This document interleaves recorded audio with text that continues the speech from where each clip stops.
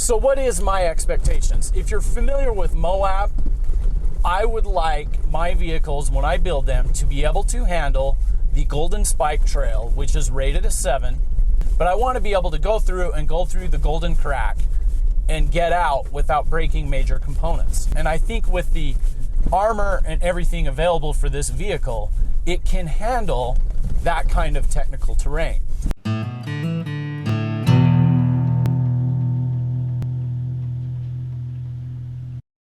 Golden Spike is a rough 7-mile trail which connects Poison Spider Mesa to Gold Bar Rim. It can be run in either direction, but the typical way is to climb Poison Spider and cross over via Golden Spike to descend Gold Bar Rim and back to Moab. It is impossible to traverse Golden Spike without crossing most of Poison Spider and Gold Bar Rim. Because Gold Bar and Poison Spider are both technical trails, rated a 6 in their own rights, this route is becoming more popularly known as the Trifecta. Red Rock 4-Wheelers, which runs Moab's Easter Jeep Safari, warns that Golden Spike's 7 rating requires front and rear lockers, 35-inch tires, and tow hooks. A winch is desirable. Excellent driving skills required with vehicle mechanical and body damage likely. Red Rock 4-Wheeler's 7-rated trails are where I try to end my vehicle builds. Any more extreme and you start to hit crawler territory. The problem with my LX470 and other 100 series Land Cruisers is that lockers and front and rear bumpers will drain your wallet of around $8,000 or more, and this doesn't even include sliders, lifts, and tires. So my current build is fairly mild: an Old Man Emu lift, 34-inch tires, and Metaltech sliders. It was then I had the idea of trying to cross Golden Spike in my current state and see what gear I actually needed. If I broke a diff, well, then I needed lockers. Destroy a bumper, order a replacement. I would have my dad and brother-in-law in Jeep Wrangler Rubicons to act as support and recovery vehicles. Toyota fanboys may cringe at the Cruiser being escorted by Jeeps, but we are all familiar with the Golden Spike Trail and the obstacles it can throw at you. It's no joke that even with lockers, Red Rock 4-Wheelers warns of vehicle and body damage. My LX470 in its current state is not equipped for this trail.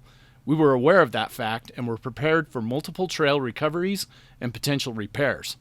The primary purpose of this expedition was to find the extreme limits of the Cruiser as it was currently kitted out, and use these lessons learned to plan out future modifications as needed, as the $8,000 to do it all at once just wasn't going to happen. Since we have done this trail many times before and knew the struggle it would be for an unlocked IFS Cruiser, it became imperative to re-baseline the rig so she was in top shape to tackle the obstacles ahead of her.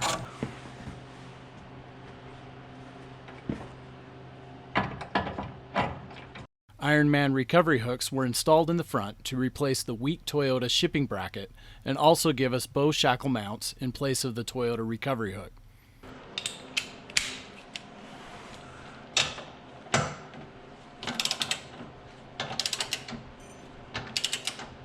Oh, don't round it off. Keep pressure on it.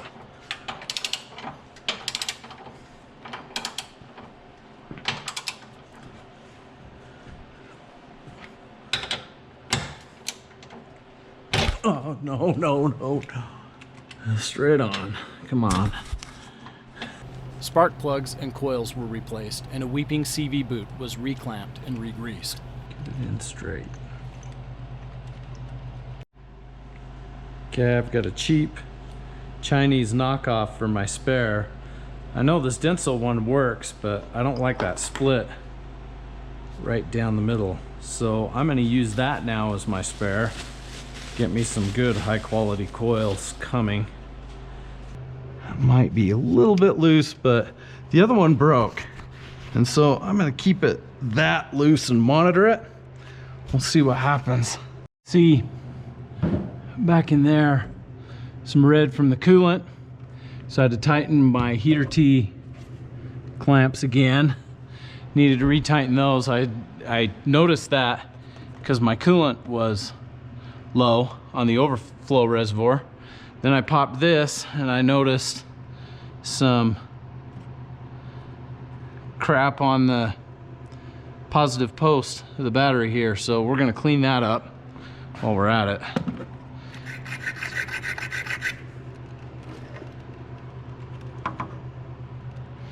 Negative post looks good. So now let's connect it.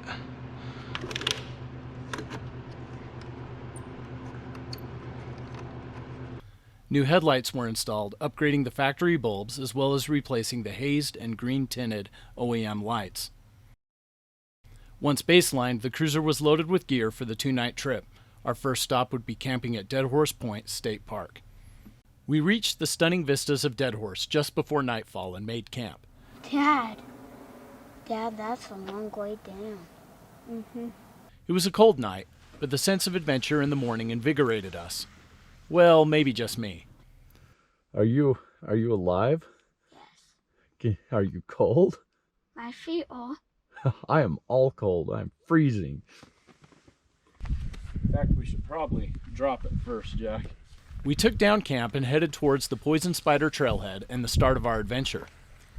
The quickest way to Poison Spider from Dead Horse is to descend the stunning Long Canyon. This reminds me of that Wanted book Mom was reading to us on this. Then again, it also reminds me of the Land Rover. There, you're up on it.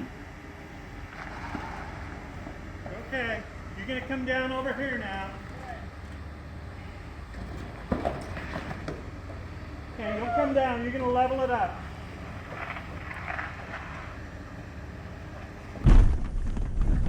We're already past the scary part. Yeah. It's just a little rock in the road. Dad, when did that rock fall? It fell in like 1994 or something. I've been down this trail when the rock wasn't there. That's cool. Last time we were here, we ran into a Dodge minivan.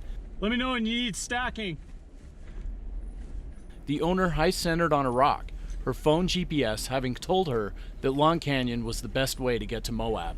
In her defense, the upper half of the canyon was surprisingly easy. By the time she realized what she was in for, it was too late.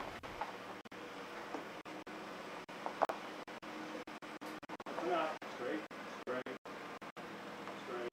A little bit that way. Okay, roll forward.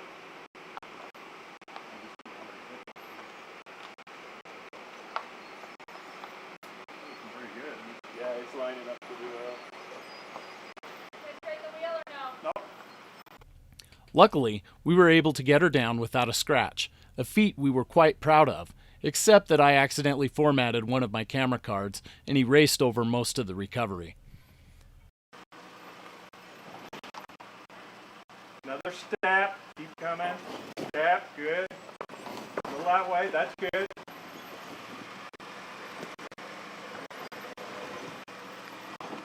Okay, you're going to come up on this side. Good. Before, should I check that breakover?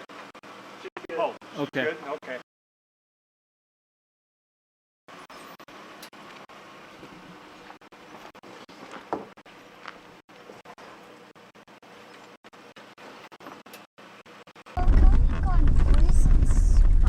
You gotta start Poison Spider to get to where we're going.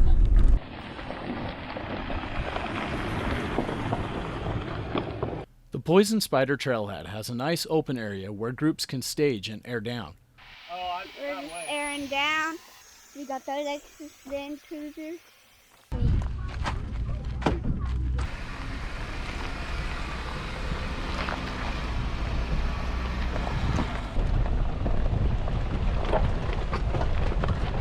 The start of the trail is some switchbacks that lead you up to the Mesa.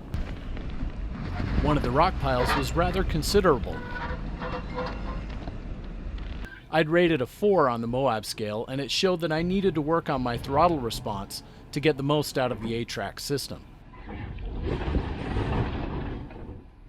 go back and a little bit of momentum. Stop. Now just bump it. Come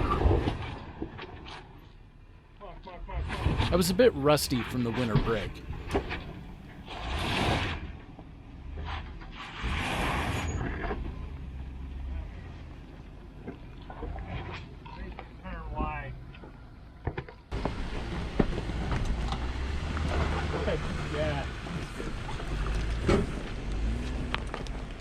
be good, Brent. Well, we'll see how we go. Shortly after completing the switchbacks, you arrive at the waterfall. As if the rocky ledge wasn't enough, the waterfall acts as the final gatekeeper, warning stock rigs of the 6 rated obstacles Poison Spider Mesa is known for. The waterfall is best described as a dog-leg slick rock fin, with an off-camber incline turn at the beginning, with a steep hole to the driver's side.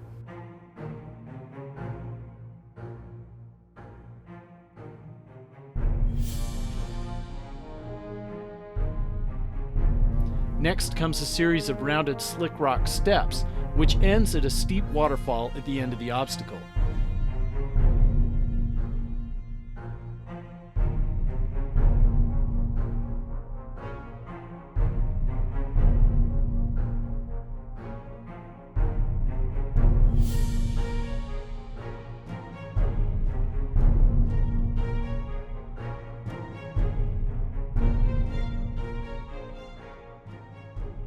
There is a winch point at the dogleg, which we used on a prior adventure to get my dad and his H2 Hummer out of the hole, as he hugged too far driver, concerned about the off-camberness of hugging the passenger wall, and he needed a winch, the winch anchor acting as a great spot for a snatch block. The downside is, after the recovery, the winching rig will need to ascend the obstacle in reverse, which can make for an exciting climb.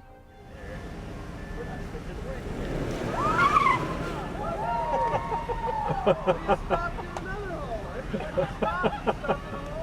you get that? Yeah. As always, off-camber obstacles are not independent front suspension rig friendly, yet hugging that passenger's side is the correct line. This climb was going to be an excellent first test for the LX470.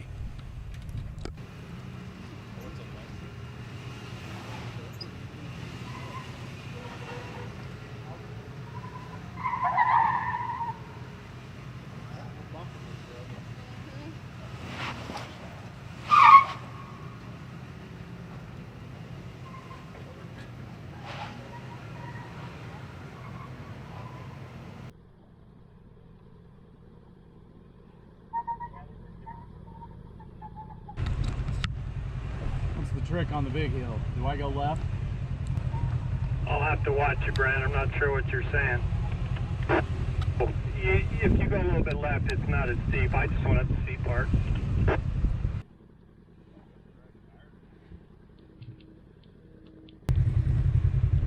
In the middle!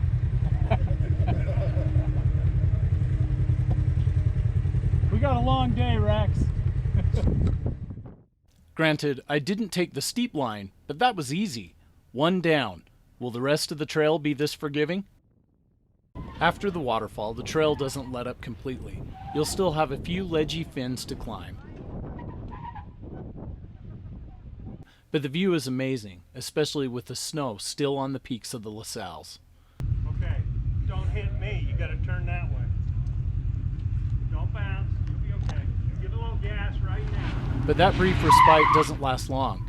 There is another rocky sandstone incline, winch point included, that was going to prove to be a stiffer test for the cruiser. You'll get hit by a car. I know. There's one problem with ATRAC on an incline. It causes the front end to bounce, and this is where you can snap CV joints. No, let's see.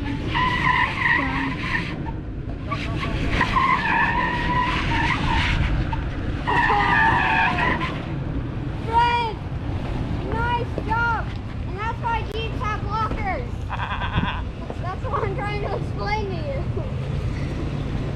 I did learn on this hill that if you apply more throttle, you can keep it from bouncing. It wasn't pretty, but it got me over. So, I'm gonna bring you right up here. Gonna swing you this way a little bit. Once you get to here, you're coming right up this wedge. Okay. You'll be okay, but you're gonna need a little bit of momentum. Okay, get out of the way.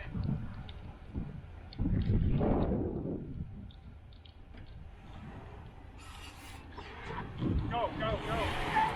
Go, go, go, go, go, go. After a few of these 5 or 6 rated climbs, you approach the next named obstacle, the V-notch, the Wedge or Wedige. It had many names back in the day. Looks like the sign currently labels it as the Wedige, but we always called it simply the Wedge. This obstacle can be bypassed rather easily to the left. It's not that difficult, but it remains technical in that if you don't have your wheels placed correctly, your vehicle can slide into the wall and scuff up your paint. The trick is to keep your wheels firmly on the passenger wall without going too high to roll driver's side or not high enough to fall into the wall on the passenger side. I would bypass this if I was on my own, as a spotter is required to ensure proper tire placement. It's pretty easy for flex-friendly solid axle vehicles, but how would the IFS-equipped LX470 handle it?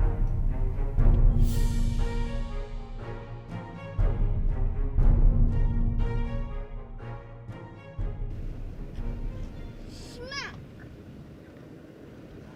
I want to.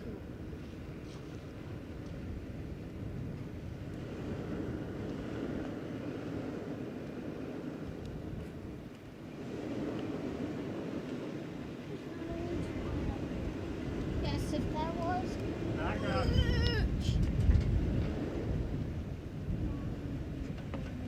Not that much. Keep coming. Hey.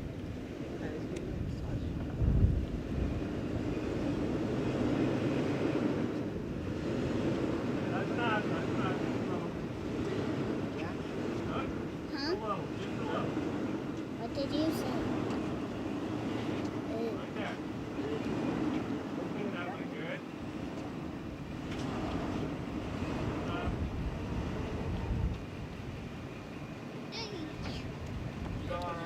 Hello. Good. You can come down over here. Yes. I want We're doing fire good. again. Enough. It's fun.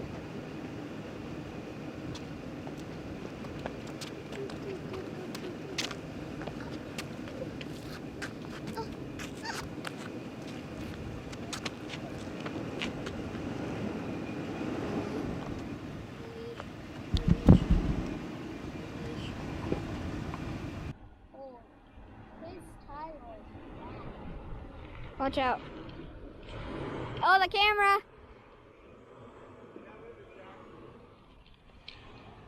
Just move it out of the way. We're done.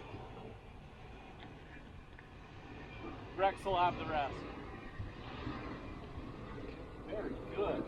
Very good. Flawless, thanks to an excellent line by my dad. So far, the hardest parts of Poison Spider have been the unnamed obstacles, and that includes another final climb before hitting the top of the mesa in smoother terrain.